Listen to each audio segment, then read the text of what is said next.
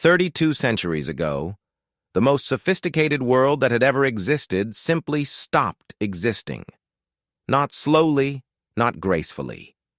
Within a single generation, the great palace complexes of Mycenaean Greece burned to the ground. The Hittite Empire, which had fought Egypt to a standstill at Kadesh, vanished so completely that later civilizations forgot it had ever existed. Ugarit, the trading capital of the Levantine coast, was reduced to ash while its final desperate letters were still hardening in the kiln. Egypt survived barely and never recovered. For centuries, scholars had a name for the force behind this catastrophe: the Sea Peoples. But a name is not an explanation. Where did they come from?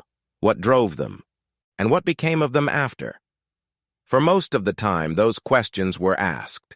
The tools to answer them simply didn't exist. Then ancient DNA entered the picture, and what it revealed was far more human and far more extraordinary than anyone had expected. To understand what was lost, you first need to understand what existed. And what existed by the middle of the second millennium BC was something the world had never seen before and would not see again for centuries after its destruction. Picture a trading vessel somewhere in the eastern Mediterranean around 1300 BC. In its hold, copper ingots from Cyprus, tin from the mountains of Afghanistan, amber from the Baltic coast, ivory from Africa, pottery from Greece, grain from Egypt, a single ship carrying the material output of half the known world. We know this vessel existed because archaeologists pulled it from the seabed off the coast of southwestern Turkey in 1984. The Ulu Burun shipwreck, a 50-foot trading vessel whose cargo represented virtually every major civilization of the Late Bronze Age, including evidence of a multinational crew capable of conversing across the languages of an interconnected world. That ship is not an anomaly. It is a symbol. By the 14th and 13th centuries BC, the great powers of the eastern Mediterranean had built something genuinely unprecedented: a system. Egypt in the southwest, the Hittite Empire dominating Anatolia, Mycenaean Greece to the northwest, Babylon and Assyria anchoring the east, smaller but wealthy kingdoms like Ugarit threading the connections between them.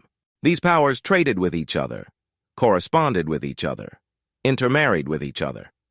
We know this because 350 cuneiform tablets discovered at Amarna in Egypt preserve the actual diplomatic correspondence of this age. Great kings addressing each other as brothers, negotiating trade agreements, requesting shipments of gold, complaining when the shipments arrived short. The lingua franca of all this correspondence was Babylonian, not because Babylon dominated the others, but because a common diplomatic language had evolved naturally out of centuries of contact.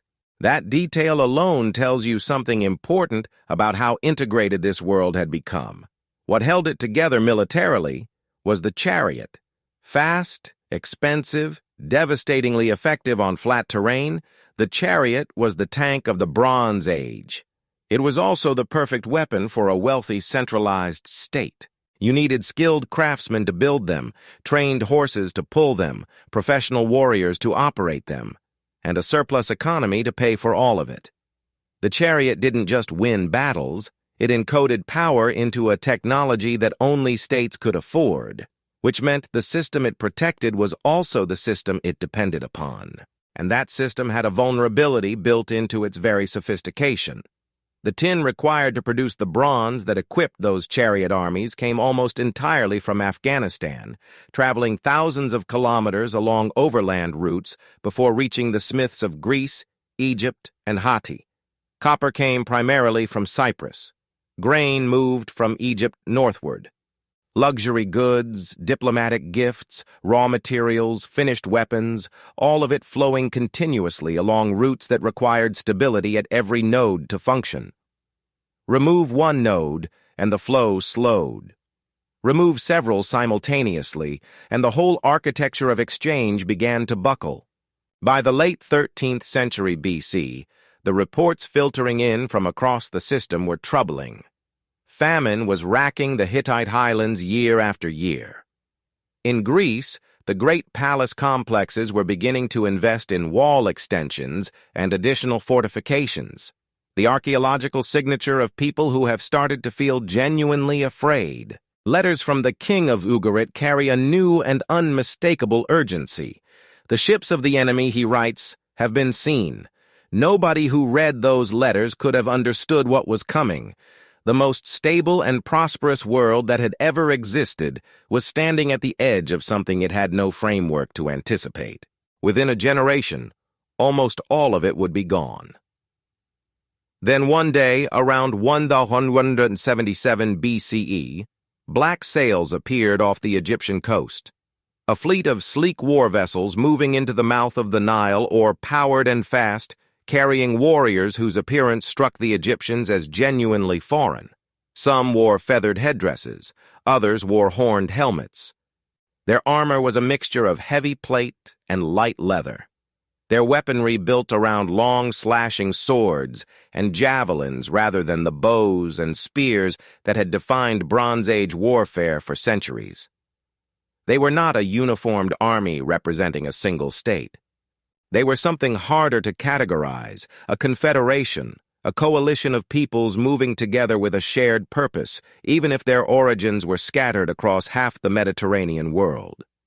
Pharaoh Ramesses III met them on the Nile, and according to Ramesses III, he won. This is where the historian's instinct for skepticism becomes essential. Pharaohs never lost. The monumental inscriptions carved into the walls of Medinet Habu Ramesses's vast mortuary complex at Thebes describe a total and glorious Egyptian victory in the language that Egyptian royal propaganda had been using for 1,000 years. The enemy is crushed. The pharaoh is triumphant. The gods are satisfied. What makes the Medinet Habu account unusual is not its triumphalism, but the scale of the threat it felt compelled to describe. According to the inscription, no land had been able to stand before these invaders. They had already torn through Hatti, through Karamaish, through Arzawa, through Alashia, a trail of destruction matching the archaeological record of collapsed civilizations across the entire eastern Mediterranean, ending at Egypt's door. A pharaoh who was genuinely winning didn't need to explain quite so carefully how dangerous the enemy had been. The named groups carved into those reliefs have occupied scholars ever since: the Peliset, the Checker, the Shechesh, the Danayon, the Wes. 5 peoples named in the 1177 BCE account, part of a larger roster of 9 or 10 groups that appear across Egyptian sources spanning several decades. Because this was not a single event, that detail is critical and consistently underappreciated. The attack on Ramesses was the second major invasion attempt on Egypt within 30 years. Around 127 BCE CE, his father Mora had already turned back a combined force of Libyans and sea peoples, including the Sharan, the Shechesh, and the Luka on the western approaches to the delta. The sea peoples were not a sudden eruption from nowhere. They were a pressure that had been building for decades, appearing in Egyptian records as pirates, as mercenaries, as raiders, and finally as something that looked uncomfortably like a migration in force.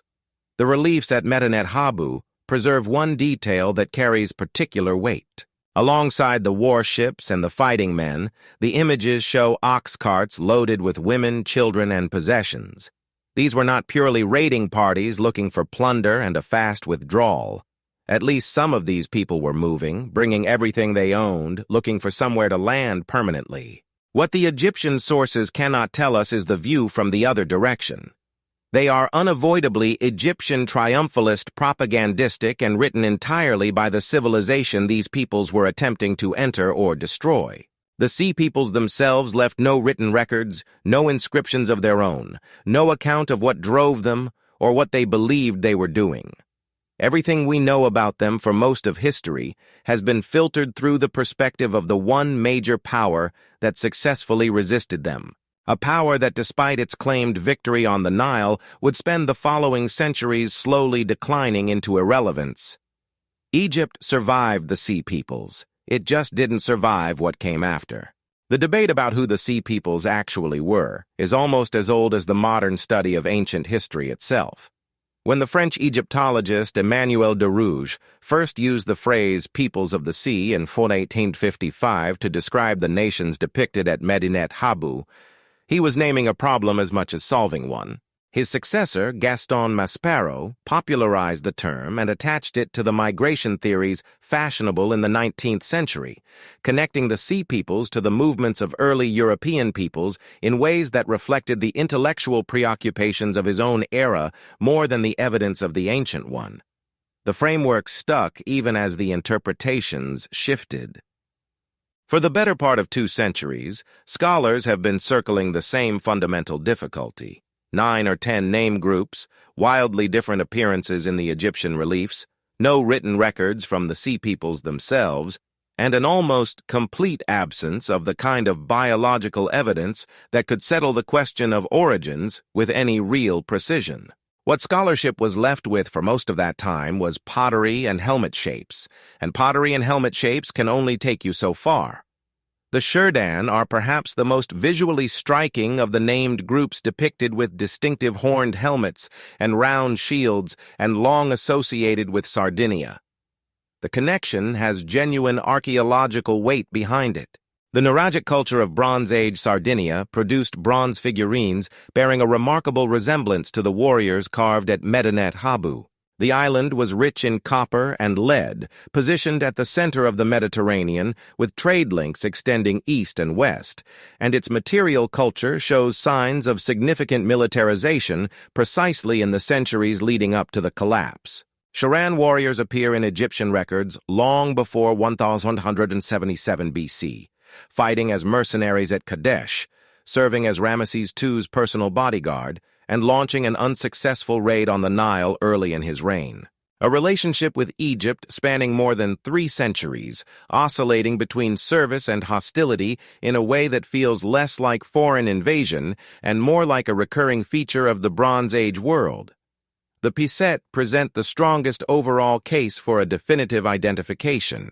The argument that they became the Philistines of the Old Testament, settling the southern Levantine coast in the years immediately following the collapse, is supported by archaeology at the 5 cities of the Philistine Pentapolis. Distinctive pottery styles, changed food practices, new architectural traditions, and a material culture with clear Aean connections all point toward an incoming population rather than a simple continuity with what came before. The Luca are more straightforwardly placed. We know almost certainly where Luca was. It is Lycia in the far southwest of modern Turkey, a region with a long and well-documented history of maritime raiding that predates the collapse by centuries. Luca ships appear in the Amarna letters in Hittite records in the desperate final correspondence of Ugarit. These were not newcomers to the business of seaborne violence. The Aquest are more contentious and more tantalizing. The name's similarity to the Acons of Homer. The Greeks of the Iliad has been noted for generations. Mayan warriors are depicted in Egyptian art long before the collapse, serving as mercenaries in foreign armies, familiar figures in the Bronze Age world's military labor market. Whether the Aquest represent displaced Mycenaeans, opportunistic raiders from the Aean, or something more complicated remains genuinely unresolved. That unresolved quality runs through all of it. Without biological evidence, every identification was ultimately a plausible argument. Compelling in places, frustratingly circumstantial everywhere else. The DNA was going to change that. But before it did, the more urgent question needed answering first. Not who the Sea Peoples were, but what had pushed an entire world to the breaking point that produced them. Here is where the simple story breaks down entirely. For a long time, the instinct was to treat the Sea Peoples as the explanation for the Bronze Age collapse. A force arrives, civilizations fall, causation established. It is a clean narrative, and it is almost certainly wrong or at least dramatically incomplete. The more carefully archaeologists and scientists have examined the evidence, the more apparent it has become that the collapse was not a single blow delivered by a single agent. It was a cascade, a system failure of compounding crises arriving faster than any one of them could be addressed individually. Start with the climate.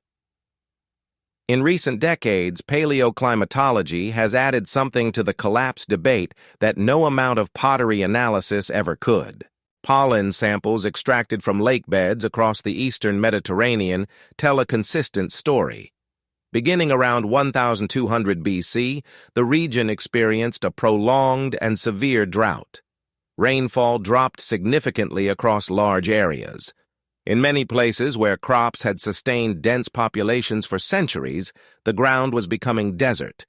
For highland kingdoms like Hatti, already difficult to feed in good years, already dependent on grain shipments from Egypt that had to travel enormous distances to arrive, the consequences of sustained crop failure were not economic inconvenience. They were existential. Then there are the earthquakes. Seismological analysis of the 12th century BC Eastern Mediterranean reveals a remarkable clustering of major seismic events across Greece, Anatolia, Syria, and the Levant. Destruction layers at multiple sites match not just the timeline of the collapse, but the specific signature of earthquake damage rather than deliberate burning. Notably, Egypt sits outside the seismic zone that absorbed these shocks, which may go some way toward explaining why Egypt alone, among the great Bronze Age powers, managed to survive, weakened, but intact, while everything around it fell. The tin supply deserves its own moment. Bronze Age military power was literally made of bronze, and bronze required tin, and tin came almost entirely from Afghanistan. When the overland routes that carried it westward were disrupted, the consequences rippled outward through every army, every palace economy, every system of political control that depended on bronze to function. Iron existed as an alternative, but smelting it required temperatures significantly higher than bronze, making it technically demanding and initially rare. The shift toward iron that followed the collapse was not a choice.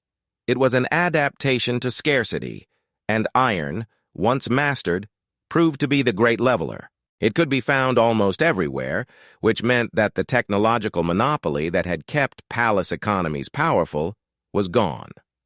The internal dimension of the collapse is perhaps the most unsettling piece of the puzzle. At several sites, the destruction pattern is specific. The palace structures burned, the surrounding settlements did not. That is not the signature of an outside invader sweeping through indiscriminately. That is the signature of people who knew exactly what they wanted to destroy. Populations who had supported palace economies through generations of taxation and conscription, now watching those economies fail to protect them from famine and earthquake and raids, may have made their own conclusions about where the problem originated. What all of this produces is a picture in which the Sea Peoples were as much symptom as cause. People already displaced by drought or freed from collapsed palace authority, or drawn into a power vacuum created by the simultaneous failure of every major stabilizing force in the region. Wolves, certainly, but wolves circling a wounded animal, not a healthy one. The world that the Sea Peoples attacked was already destroying itself. They arrived at the moment of maximum vulnerability, and in some cases, they may have been running from the same disaster they appeared to be causing. For most of human history, the dead kept their origins secret. Whatever journeys they had made, whatever distances their ancestors had crossed, whatever populations they descended from, all of it disappeared with them into the ground. Then ancient DNA changed that. Scientists learned to extract and sequence genetic material from bones thousands of years old, from teeth and inner ear structures where biological information survives longest. And suddenly the past began speaking in an entirely new language. Not the language of objects and destruction layers and helmet shapes, but the language of biology itself. When that language was finally applied to the question of the Sea Peoples, it did not produce a single clean answer. What it produced was something considerably more interesting. The most significant genetic study to directly address the Sea Peoples question focused on the Philistines, the group with the strongest archaeological case for a Sea Peoples origin. Researchers extracted ancient DNA from individuals buried in the earliest layers of Ashkelon, one of the 5 cities of the Philistine Pentapolis, covering the period from the Bronze Age through the Iron Age. What they found was a clear and unambiguous signal of European ancestry in the earliest Philistine burials. Ancestry that was simply absent in the Canaanite population that had occupied the same region in the preceding centuries. This was not a marginal statistical trace. It was a genuine discontinuity marking the arrival of a population from somewhere else. The European ancestry component pointed specifically towards southern Europe and the Ion. Not a single precise origin point, but a direction consistent with the long-argued connection between the Peliset and the Mycenaean world, now carrying biological weight behind it rather than resting purely on pottery analysis and artistic comparison. The archaeological argument and the genetic argument were for the first time pointing the same way simultaneously. Then came the detail that speaks most directly to what actually happened to these people. Within 2 or 3 generations, the distinct European genetic signal present in the earliest Philistine burials begins to fade. By the later Iron Age layers at Ashkelon, it has blended substantially into the surrounding Levantine population. The Sea Peoples did not remain a separate biological community sealed off from the world around them. They arrived, they settled, they integrated, and within a few generations, their descendants were genetically indistinguishable from the broader regional population. The boundary dissolved. The identity persisted in culture and in memory long after it had ceased to exist in biology. The genetic work on ancient Sardinians adds a further dimension. Studies of Nuragic period remains confirmed that the Bronze Age Sardinian population was genuinely distinct, carrying its own specific ancestral signature that set it apart from contemporary mainland Italian populations and showed connections reaching across the Mediterranean. The biological individuality of the Nuragic culture, long argued on archaeological grounds, has genetic reality behind it. What the DNA does not show is equally important. There is no single unified genetic identity running across all the named Sea Peoples groups. No shared biological signature tying the Sharan to the Peliset, to the Luca to the Equest, in a way that would suggest a common homeland or a single originating population. They were genuinely multiple peoples. The Egyptian sources, for once, were accurate in depicting them as a coalition of distinct groups rather than a single nation.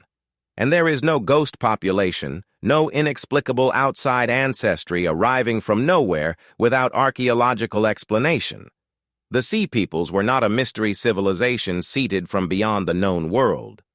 They were products of the Bronze Age Mediterranean itself, its trade networks, its mercenary traditions, its centuries of maritime connection between East and West.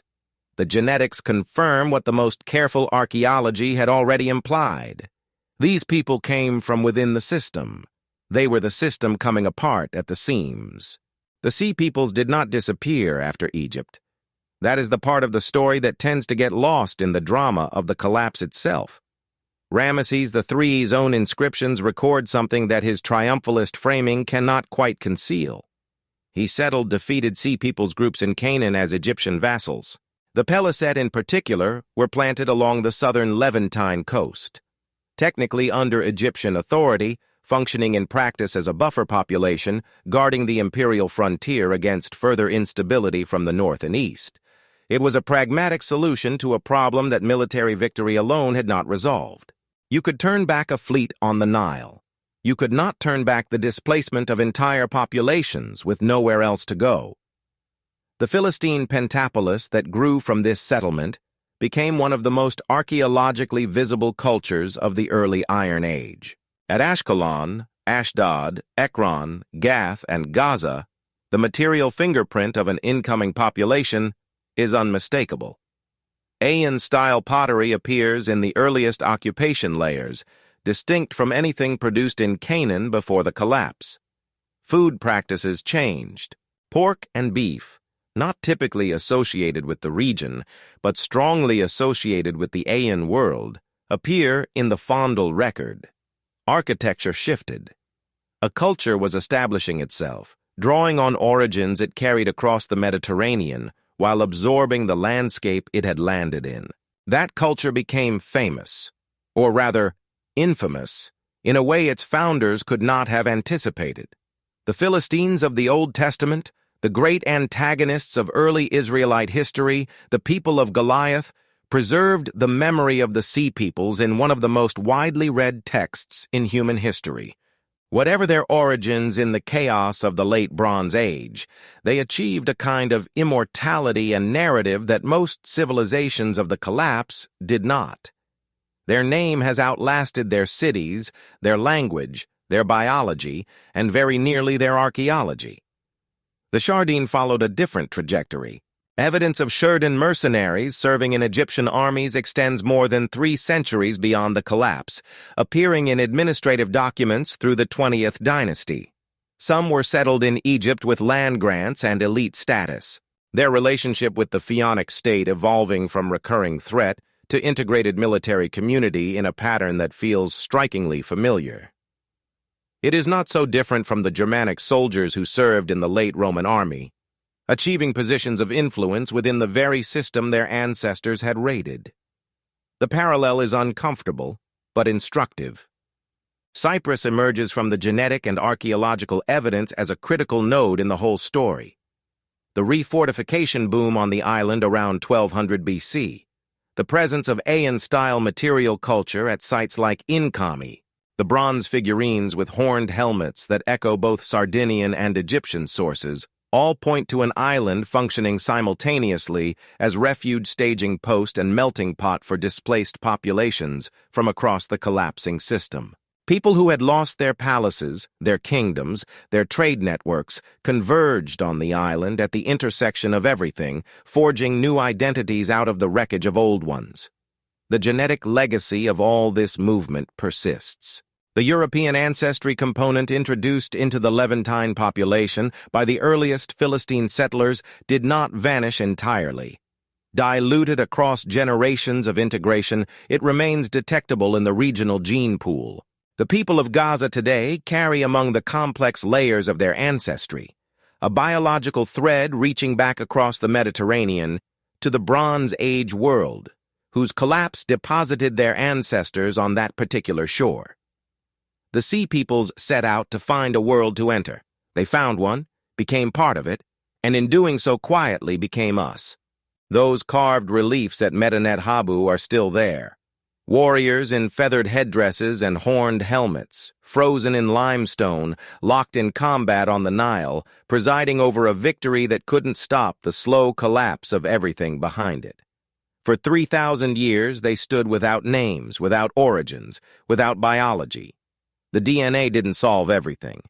The Sea Peoples remained plural, elusive, resistant to a single clean explanation. But what the genetics accomplished was something more important than solving the mystery. It humanized it. These were traceable people carrying European ancestry into the Levant, whose descendants are alive today across the region. The Bronze Age collapse was not visited upon the ancient world by an alien force arriving from nowhere. It was generated from within by the same interconnected, ambitious, desperate humanity that had built that world in the first place. They destroyed it. They survived it. And in the most literal biological sense, they became us.